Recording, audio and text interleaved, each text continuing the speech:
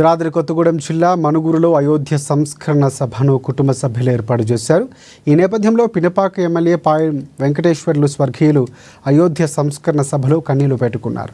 CPI రాష్ట్ర కార్యవర్గ సభ్యులు ఉమ్మడి ఖమ్మం జిల్లా పరిషత్ మాజీ ఉపాధ్యక్షులు బొల్లోజు అయోధ్యాచారి ఈ నెల 6వ తేదీన సూర్యాపేట జిల్లా నుంచి హైదరాబాద్ వెళ్తూ ఉండగా రోడ్డు ప్రమాదంలో మృతి చెందారు.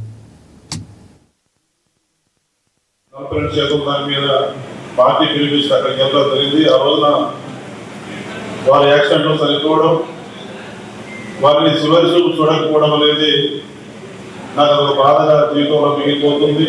చూడలేకపోయాననే బాధ వారిని గుర్తు చేసుకుంటేనే నాకు బాధ వేస్తూ ఉంది.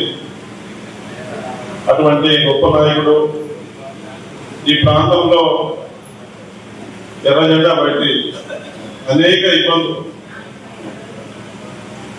భాషా గారు చెప్పినట్టుగా నక్సలైట్ల నుంచి ఇబ్బందులు ఇబ్బంది కూడా లెక్క చేయాలి. కమ్యూనిస్ట్ పార్టీ సిద్ధాంతం ఎర్ర జెండా పట్టుకొని ఈ ప్రాంత అభివృద్ధిలో ఈ ప్రాంతంలో సమస్యలను వెతికి పోరాటం చేసి దాంట్లో వాటి సాధించే వరకు నిద్రపోలేదు.